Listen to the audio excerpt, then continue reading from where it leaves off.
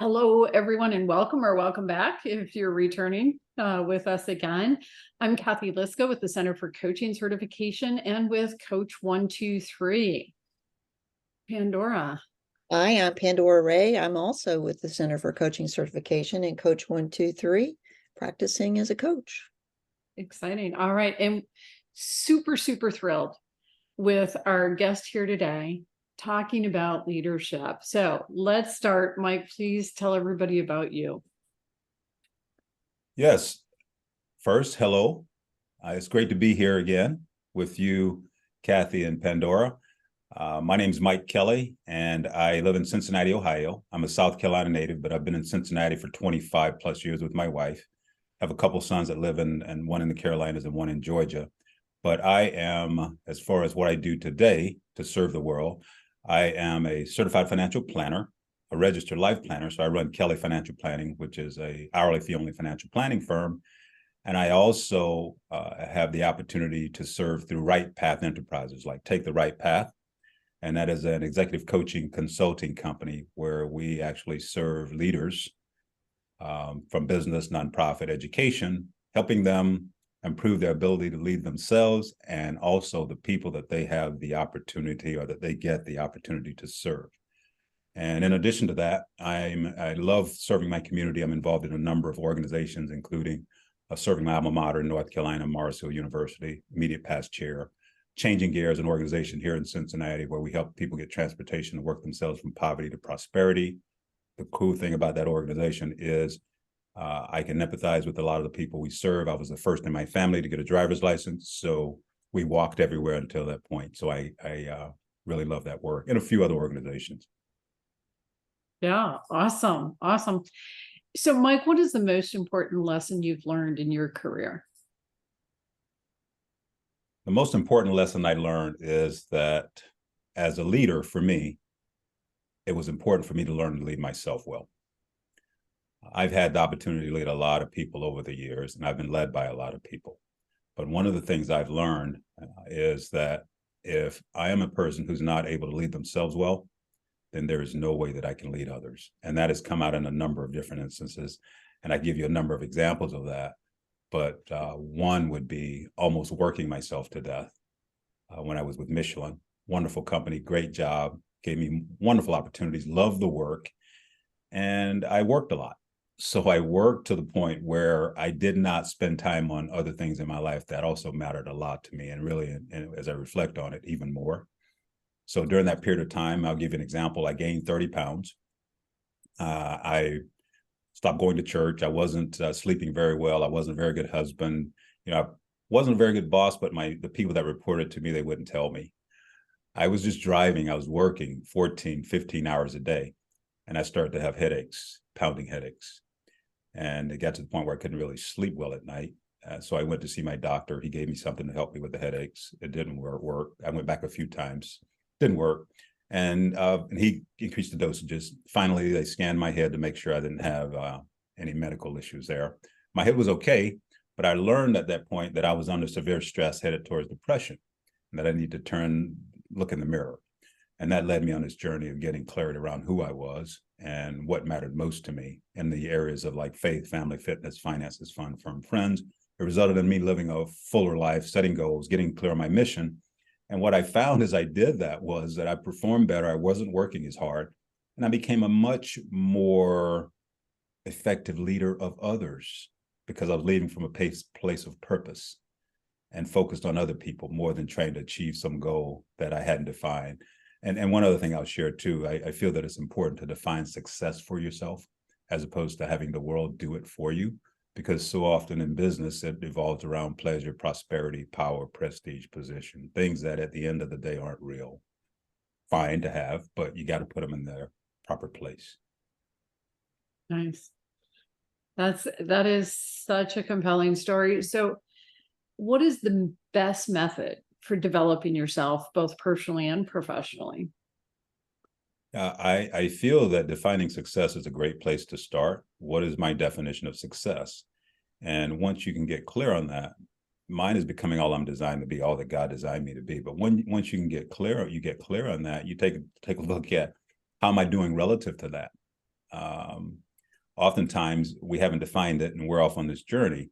Well, defining success and getting clear on how you're doing relative to that then leads you on this path of, okay, you got to get feedback. And some of the feedback is good, some's bad. Sometimes it's hard to get feedback.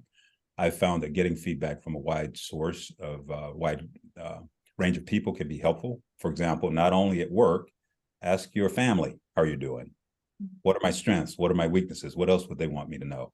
Ask maybe people in the community I'm serving with, your friends, and then your coworkers, peers, superiors, people that report to you. If you're not comfortable asking those questions, get someone else to go ask them for you. And I do that sometimes as a coach. But once you hear that, then you got to question, okay, what's here that I have been neglecting?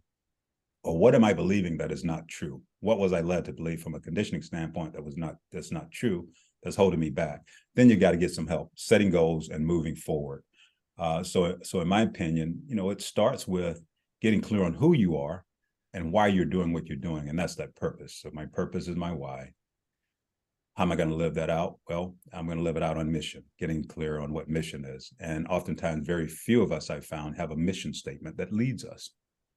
Most companies have mission statements and very few individuals have them. So coming up with a mission statement for myself was life-changing, because then I was able to set goals in those important areas of life aligned with that mission. And then that allowed me as a leader to lead from a place of purpose.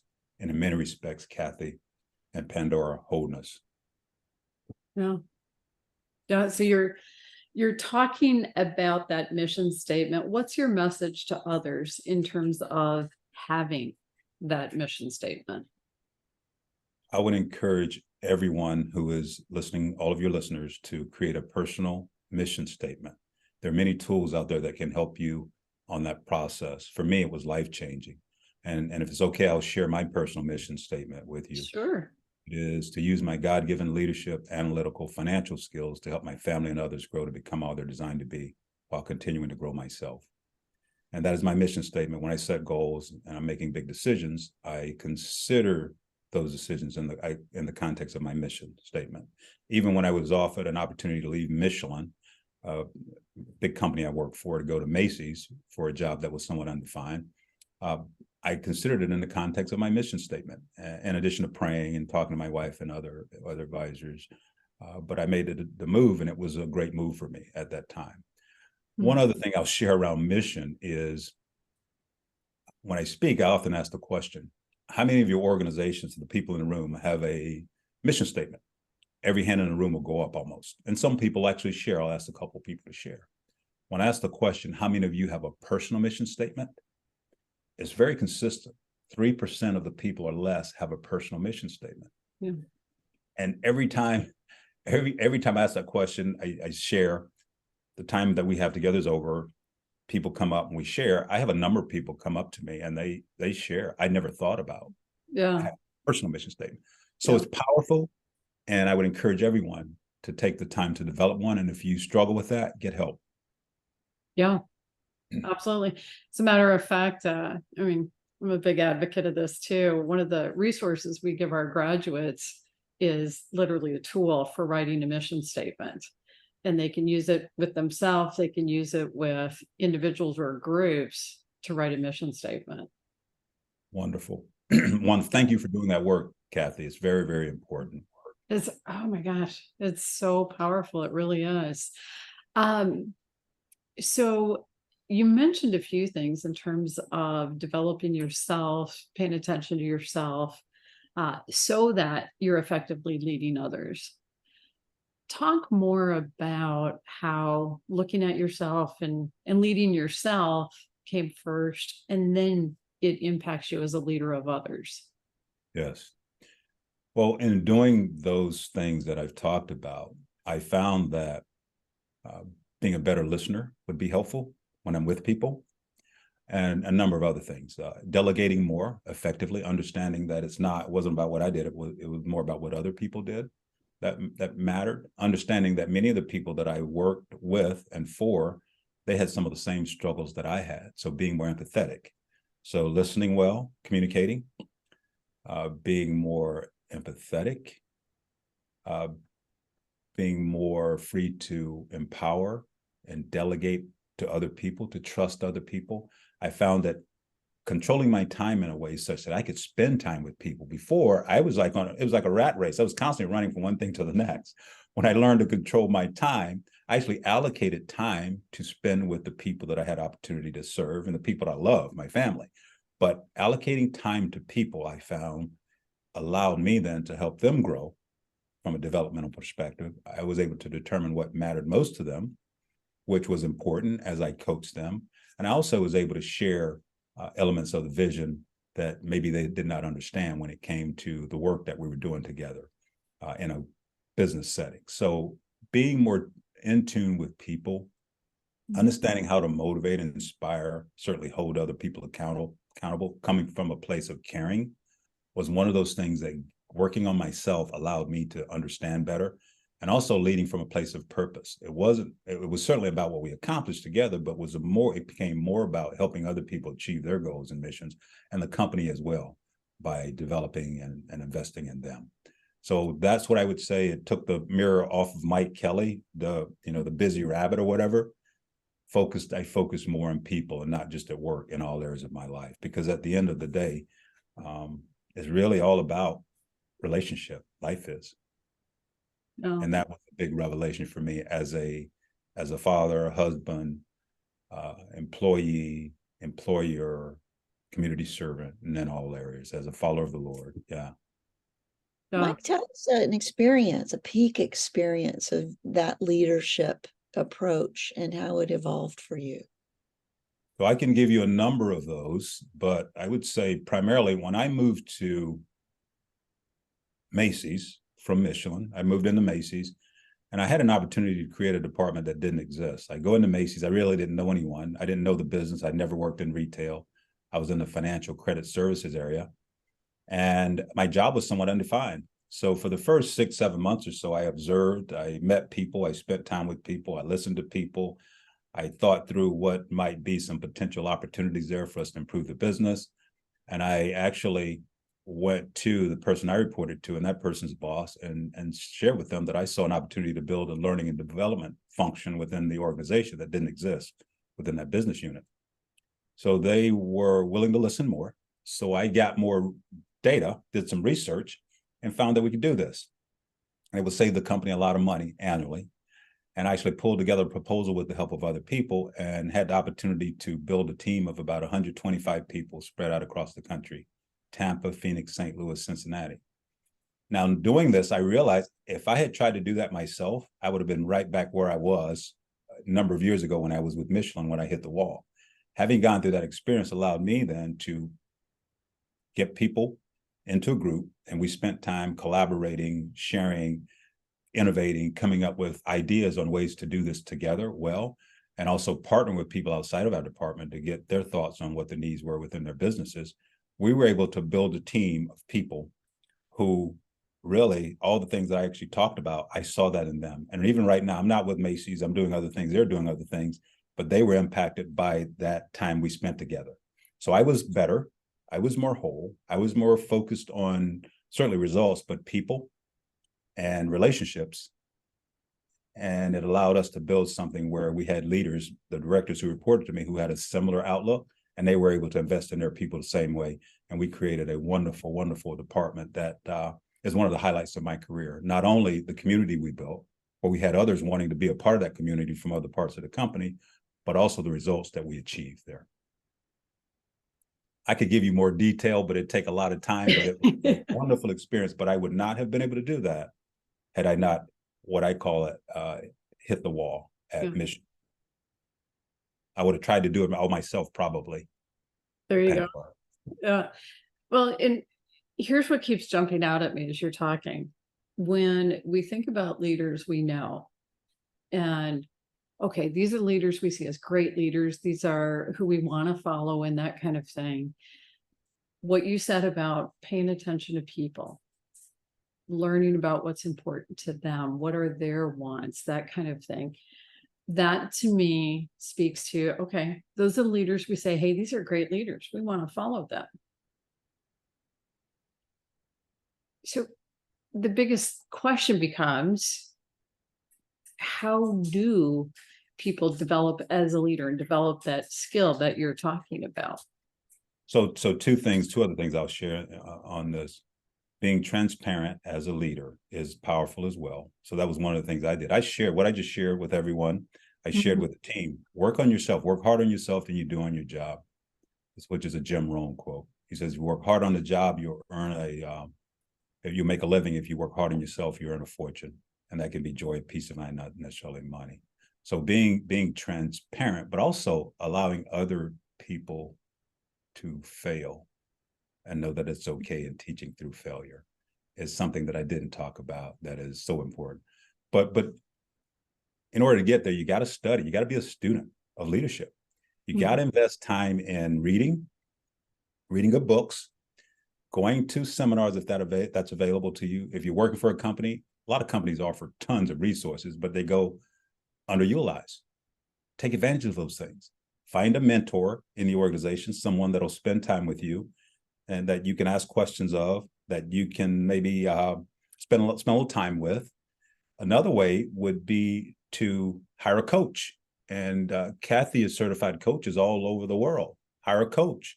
That is a great investment of resources. The return on that is incalculable, in my opinion. So you want to hire a good coach. But it's so important to spend time, carve out time to work on yourself. Personal development, professional development tends to develop our character, which when we're in trying times impacts our conduct. So if we develop ourselves, our character is going to impact our conduct. And it's also going to shape our attitudes. So I would say just pick up a book. Very few people read a book from cover to cover, I've learned, after they leave formal education, be it high school or college. Well, pick up a book. And if you don't feel that you have the time to read, I would challenge you to read 1 page a day, every day for a year. At the end of that year, you'll have read a few books. Yeah. It's as simple as that. Just take a step, set a goal. And one other thing I'll share around this development piece, I've learned that setting goals the right way is a powerful thing too. So if you set a goal, so often we set a goal, SMART goal, and we think the work is done. Well, it's not done there. So we want to set a SMART goal. We want to think about, okay, what are some of the obstacles to me achieving this goal? What are solutions to each one of those obstacles? What are the benefits to me achieving this goal? And what are the losses to be avoided? And what steps do I need to take after thinking those things through? By when?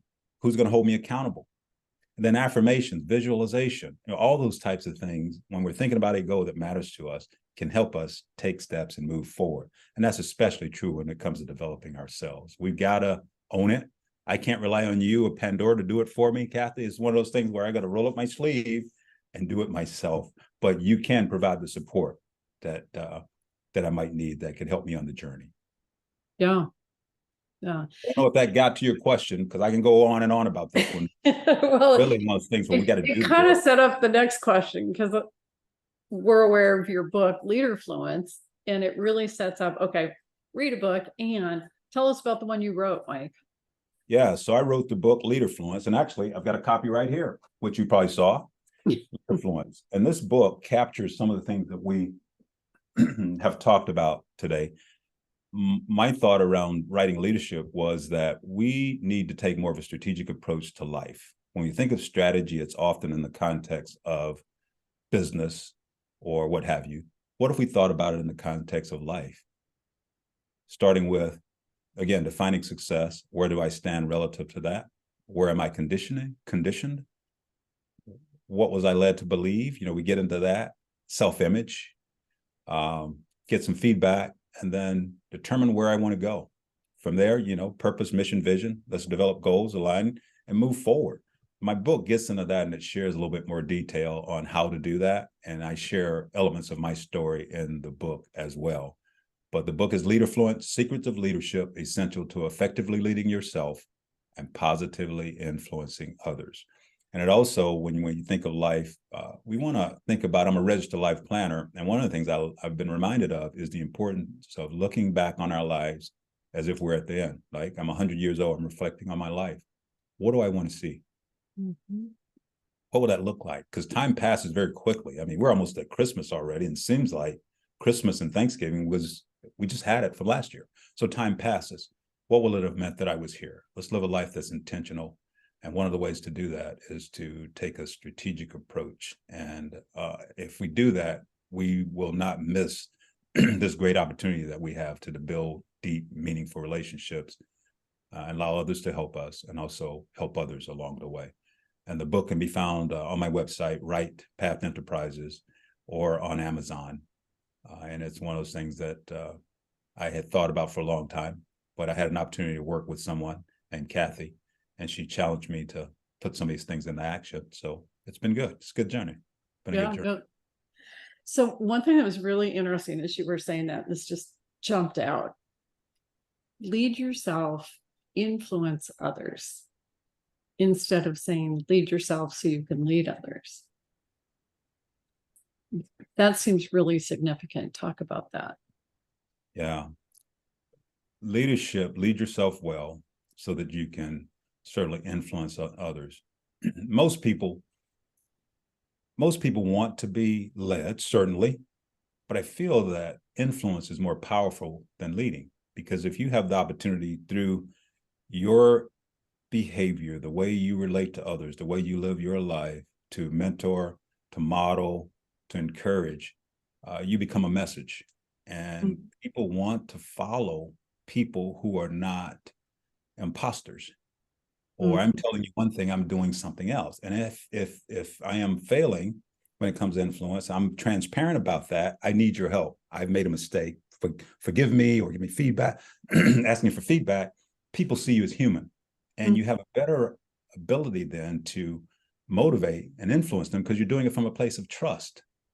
Leading can come in a lot of forms. It can come with a hammer. I mean, it can come with a lot of things, but I think influencing, motivating people to do things because they want to, not because they have to, influencing them to do that is a powerful, powerful thing. And the results are much better from what I've seen in my own life. When I hit the wall, I was probably more of a quote unquote leader. I had authority, but it really wasn't helping me. When I really start to get it, I feel that I was a leader who had influence, and influence I found was much more powerful. Influence without being influenced. So being able to be that positive light in the lives of people, and we need that now more than ever. As you all know, we're divided by race, ethnicity, gender, and in every way. And it's just not a good time. So we need leaders who are authentic, who are willing to serve and lift up other people, and leaders who are leaders of influence, in my opinion. But you can't get there unless you do the hard work on yourself, in my humble opinion. Yeah. The conversation is triggering for me, Mike and Cathy, how the ability to self-help as a client is let way down on the priority list. And now expanding this to helping yourself as a leader, supporting yourself, and how that ties to confidence, and how so many people lack confidence. We get to give advice here. What's your advice for someone to bolster, to find their voice, to find their confidence, to be able to do this prospectively? Get help. Seek out a mentor. Seek out a coach. If you have a great relationship with your direct report, your boss rather, who is a person of influence, seek help from that individual as well. But get help, because in many respects, it's very difficult to do this alone. I find that if you find a community of people who are on a similar journey, getting together in somewhat of an accountability group and holding each other accountable, challenging each other's thinking can be a powerful thing as well. But find ways to get help. And a coach, I'll go back to a coach. A coach can help you build a plan, but you're going to need to take the steps. A coach can hold you accountable for that. But I do a lot of coaching with leaders around the country now. And I find that helping people maybe see things that they can't see themselves by asking questions and listening to them and being a cheerleader, and also an accountability partner when they're off track, often enlightens them. They begin to see things that they hadn't before. They begin to take steps because they realize that there's a purpose for this, and it's beyond what they earn or the role that they can get at work. It's the impact they can have on the lives of others. People are willing to shift and shape and do things that give them joy, and also they have an impact. So I would say get help. We can't live this life alone. And I've said this a number of times during our time together today. Life is really about relationship. Yeah. Another piece that jumped out You mentioned the word vulnerability. What it reminded me of is recently in one of the group sessions with students, one person shared their story about being vulnerable. About what happened, and they were being very vulnerable. What that did was totally open up the discussion because they were willing to be vulnerable. It was safe for everybody else to be vulnerable. And the conversation was rich. It was fabulous. It was, my guess, seriously life-changing for everybody in that room. And it was one conversation. Pan, you also brought in that word confidence. So confidence, vulnerability, transparency, lead yourself, influence others. And all these things to me are floating around. I'm going to throw out a pretty basic question. How do you define leadership? In my opinion, it is leading yourself well, realizing your true potential, and helping others do the same, so that the world is better because we were here. That is just I just see it as leading myself well, coming from a place of purpose, impacting the lives of others in a positive way, which hopefully leads to organizations thriving. But ultimately, we want to leave our world in a better place. And we want to do it together. Nice. Nice. So you talked about some challenges you've faced. You shared a big success story building the learning and development team. What's the key message you really want people gaining from this conversation? The key message is to look in the mirror and consider your conditioning. What were you led to believe?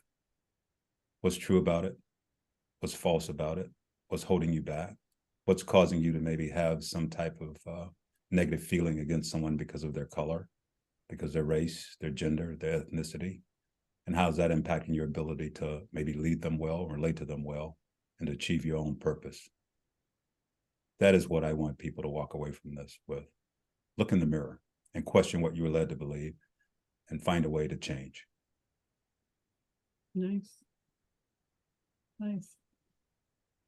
And as they do that and you look at themselves and start thinking about that, what advice do you have for them?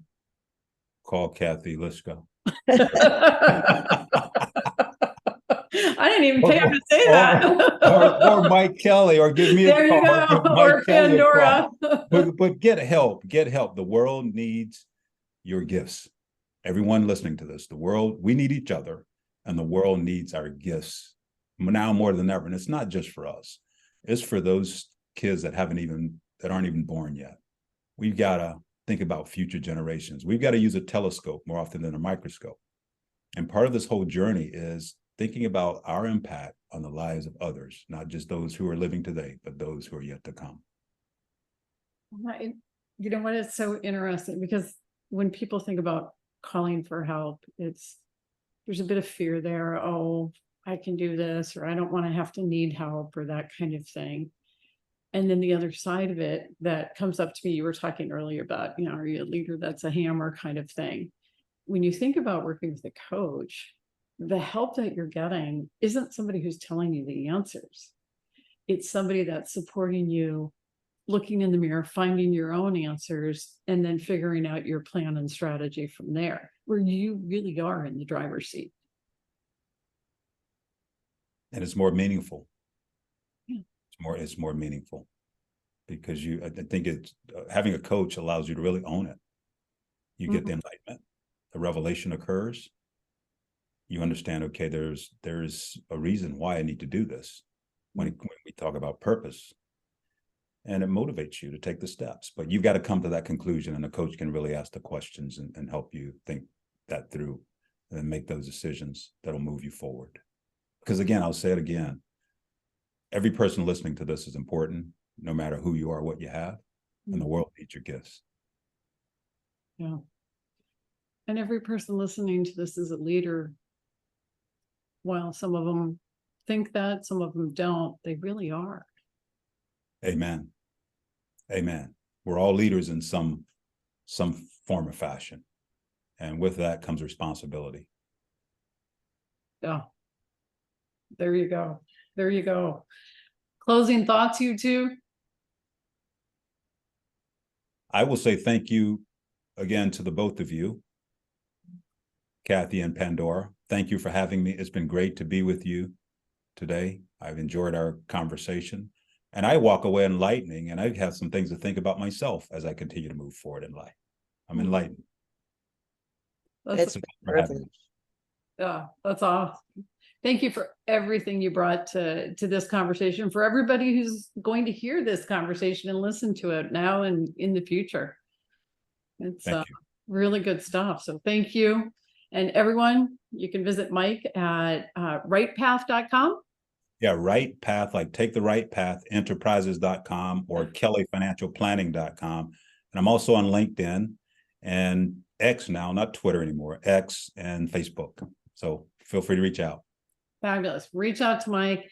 And of course, Pandora and I are at coachcert.com and coach-123.com. So looking forward to hearing from people. And thank you all for being here. Fabulous conversation.